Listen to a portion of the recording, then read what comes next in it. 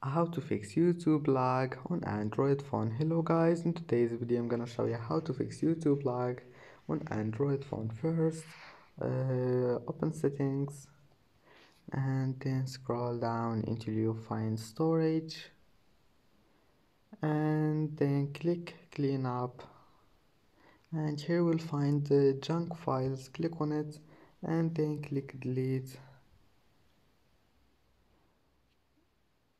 and click delete and just wait for it.